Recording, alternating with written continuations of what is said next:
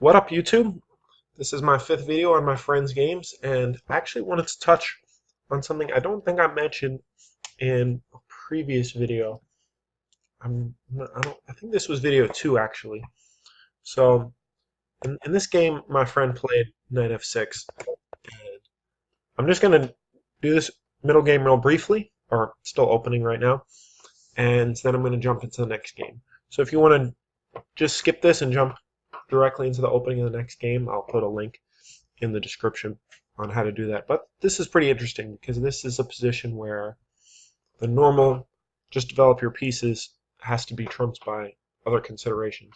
So as you can see by the arrow, um, the computer thinks the position is totally equal and you should give up the bishop for knight, which is kind of strange. Why would you give up this knight? Well, one thing you notice with the, well, I don't want to say opposite side castling yet because it's just black who's castled queenside. But often in these structures, this pawn is a pretty tender point.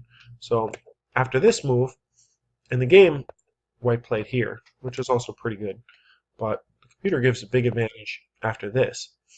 Sometimes you can drop back here, but of course that's not working right now because of bishop takes bishop. So with the queen here and the king castled and this pawn very tender, actually the only way to defend is to jump back with the bishop. And now, yeah, if white wants, he could always take this, forcing. Uh, actually, queen takes is okay because this doesn't work. But uh, after here and here, c4. I don't think that I went through this variation in the last video. Now I am running the engine, and the engine is feeding me these moves, but I don't think that these moves are crazy computer moves that a human couldn't figure out. Basically, you're moving both the knights with tempo because of this weak square and the weak queen, and you're getting a pawn storm going on the side that black's castle's on, and you're going to mess up the pawn structure. So that's oops. So that was the game. But even better would have been this. Obviously not. Bringing the bishop back there, and not taking right away either, but getting more tempos. Really, um, having nice development. You know, knight f6. You're like, oh, I'm developing my pieces. But if you are getting kicked around, and now you're going to have to undevelop pieces and worry about forks, then it's not really the ideal development. You have to think about the weak squares in your position first and foremost, especially if you have kind of an unusual position, like in this case. Uh, Black's position might look normal at first glance, but you're already castled queenside, and this is really early in the game to be castled queenside. This pawn is weak, and the queen. If you look, the queen doesn't have that many squares. Actually, the queen only has 1, 2 squares that actually this one too that aren't attacked. So you know, I suppose there's a lot of things to look at, like what about here? But this would be another yeah, another queen trap variation actually, which I spoke on briefly in the third video, but they're just common themes when you castle queenside. Um, let's go all the way back to here. Pardon me, my alarm.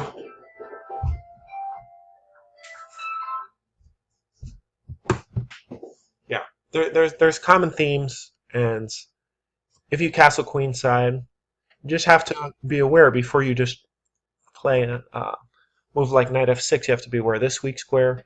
Your queen is weak.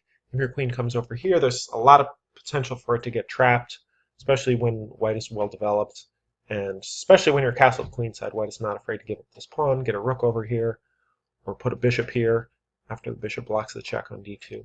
So I think I'm going to speak to what I spoke to earlier about playing not too many different openings. I mean, on one hand, you could view this as a positive. By playing this opening as black, he's learning all these concepts. But on the other hand, if you're playing this and double king's pawn and the Pyrrhic and maybe Sicilian once in a while, maybe even French or Caracon, you're playing uh, tons of different openings, and you're learning these things a little bit. But if he got in these type of positions all the time, he would know this like the back of his hand. He wouldn't ever play a move like knight f6 in this position. He would either take the knight. I wonder what the computer thinks of.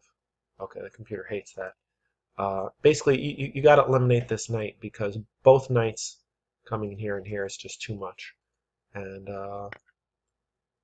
okay, he's capturing with the bishop, but oh, that's right. That's another feature. You're actually winning this pawn. So the plus side of castling kingside and having bang 1, 2, 3, and this comes up in the Scandinavian a lot, is well, at least probably in the Queen d6 Scandinavian. I don't know the Scandinavian that well, but in my experience with white, sometimes black just gets a lot of pressure on this pawn, especially with the knight here. You don't have c3, and so yeah, in this instance, this move is very bad, and this, well, you might think, why is it equal? Because you're giving up the bishop pair unprovoked, but you're winning a pawn for it, and the computer thinks that white has sufficient compensation because he has a lead in development. He has two bishops, both of them aimed at the black king. So this is very double-edged. So just because you see zeros doesn't mean, oh, it's boring, it's equal. Yeah, the equal does not necessarily mean boring, especially when it's dynamic equality. White give up a pawn, and black is behind the development, and white has the two bishops. So, yeah, I just wanted to pause, and I think it's important, rather than memorizing opening moves, to really understand the pros and cons of your opening. In this position, black's pro is he's already castled. He has a ton of pressure on this pawn. His rook is opposite the white queen. On white's benefit, after black takes, he'll have the two bishops. If black doesn't take, he's going to play knight here, hit this queen, hit this pawn, come down with the c pawn, get a huge. I don't necessarily. I don't know if I can necessarily say huge attack on the black king, but potentially huge attack on the black king. So I don't think either side, and this problem when you're lower rated, and something that if you fix it, you won't be lower rated anymore.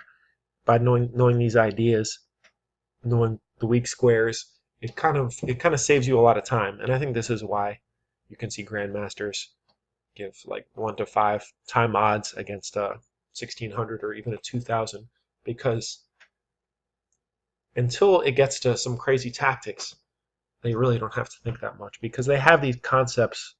They've played these openings thousands of times. They've seen thousands of grandmaster games, and it's not even really a question. They wouldn't think, oh, what do I do? Shoot, where maybe I should put the rook here and push the b pawn. I mean, they might think that, and I'm sure they would allow themselves that luxury in a slow game. But anyway, I think I made my point. So I'm going to jump into the next game right now. I'm just going to pause this. And we're back. Here we have my friend David playing a totally different opponent as black again, Kenyan07. And this time he doesn't play the Scandinavian center counter. He plays double king's pawn, and we get into a Ruy Lopez. And already this move order is questionable. I'm not a Ruy Lopez player myself, but this is the thing. If you're on move 4 and you're already making a mistake, this is another reason why I just said that you should really focus on one or at the most two openings against, each, knight f3, e4, d4, English, c4. Because if you're playing too many things, and you're an improving player, if you're rated, 1600 or below, even 1700, 1800 maybe, I don't think you should be spending like half your time on openings. You should be spending maybe 10% of your time on openings and the rest on going over your games, which of course is partially openings too, but endgames tactics, mostly tactics. I mean, I went from 1400 to 1900 pretty quickly in like a year, basically, mostly doing tactics. I did study quite a bit of openings before a big tournament in Vegas. I was just telling my friend about where I won $600, but I was just studying as I said, one or two. And I may be repeating myself, and I'm sure I get better at these videos over time. But at least what I'm repeating is very important, because if you're making a mistake on move 4, then it's a problem. So already, let's throw this on. But if I remember right, white can just take here, because if you take back, you're getting your pawn structure wrecked. If you take here, oh, what the hell am I talking about? That bishop's hit. Yeah, excuse me. Um, take here first. Now you take, and yeah, so bad that the computer just wants to sack the pawn. If you take, this is just a nightmare. Weak, weak, down a pawn, king's not castle. It's terrible. So, but in the game, yeah, yeah, black did this. I mean, excuse me, white did this. He just did it in a different move order, which amounts to the exact same thing. Um, and yeah, black made a gambit of it, which maybe is correct, but you shouldn't be a pawn down with the other guy having the compensation on move 6. So either really commit to studying double king's pawns, or just stop playing them for the time being. And when I say study, just know your basic Ruy Lopez is, um, you know, Four Knights game, Italian, Scotch, King's Gambit. You have to know all this stuff. Um, and if you're E4 player anyway, then it's especially important to know the opening seems like for both colors. Okay, this is bad, very bad. Basic tactics. Basic, not good. You could do this. Oh, actually, he's gonna want to take the pawn, and yeah, you're getting oops, you're losing this guy. So don't do that. Um, but you've escaped the worst of it. But actually, this game is. I did look at it briefly before I'm showing it, and I don't have too much commentary because it seems like White played pretty well for his rating. He has an advantage. I mean, I like this for Black. I mean, on the one hand, I don't like the position for Black, but at least you fixed your pawns. On the downside, you're also a pawn down, and the more pieces come off, the more significant this is. But this is really a problem of the opening. You're just pawn down, and you're just suffering the whole game. This pawn is backward. Um, Computer saying here, I don't know. I'm thinking maybe play here, and yeah. Well, computer squashes my idea straight off. But yeah, if he doesn't play this, then at least you can see if he just does some random move. You can at least do this, and yeah, you'll see the eval switched a little bit. But yeah, even after c6, computer for a moment likes this move. Yeah, again, I don't have too much comment because okay, you got a c5 in, but there's no rook behind it. The computer's saying lash out with g4. Um, yeah, now you get behinds. If you already were behinds, you could push the queen. Yeah, I don't like this as much. I like the rook more because, especially when you're losing, but you pretty much rather have your rook. Um, uh, what's the word? Adjacent. Man, where's my brain at? Opposite the queen, if possible. And this queen is already on a pretty good square, whereas this rook is not on a good square. Um, I don't think you berserked this game, but from now on, I'm not going to look at any games you berserked because wow, why is it saying I should do this? Yeah. Anyway, this queen's already in a good square. You should have brought the rook over here. Okay, now you're pushing. This is good. And oh yeah, I remember this point in the game. So if you trade queens, you actually are barely even losing. That is to say, you're only a little worse. and I probably would have also traded queens here. You played here, but the thing is, if you're gonna avoid the queen trade, avoid the queen trade. You know what I mean? I mean, this is not really optimal situation, but don't go here because then he's getting the queen trade on his terms. If you come here, at least you have something for it. He's got doubled pawns. He's not. He doesn't have a queen here. He's not like pawn storming you and checkmating you. And with all these rooks, rook endgames are really hard. And this is another reason you study your endgames. Say you study your endgames, you forget to study your openings, or you continue playing like 8 different openings and you get bad positions. Hey, if you know your rook endgames and you're playing other 16, 17, 1500s, you're going to draw and win a lot of games because low-rated players just don't know their rook endgames. And even if they're a pawn or two up, they're probably screwed up. So, anyways, instead we went down this route. He traded and doubled there. And again, when he does this, bell should ring. Okay, what is the guy trying to do? He's trying to play. He's trying to play c3. Peter likes this, going for counterplay. Now, if he does this, at least you can say, oh, actually, you can just defend this 3 times. Then he can undermine. Now you take. Okay.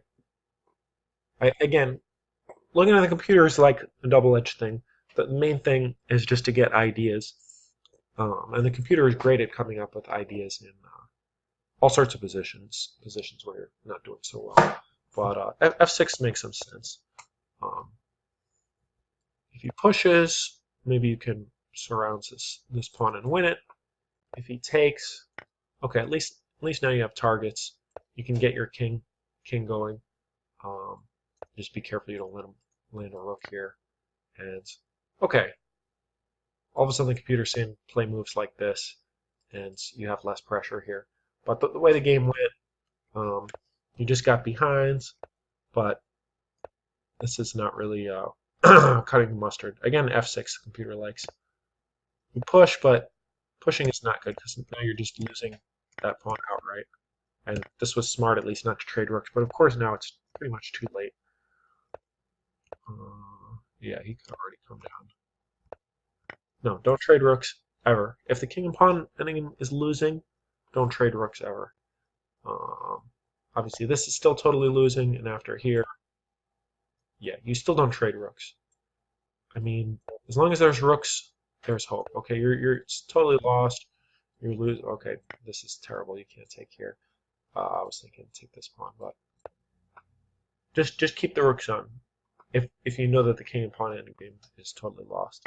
So after this, totally lost, and I don't think he makes any mistakes here. Yeah, this is force made in a million moves, but you can't stop this pass pawn. So yeah, I said just try to hit me through the internet in the face whenever I say or like or pause. And I hope you got something out of both of these games. Thanks for watching.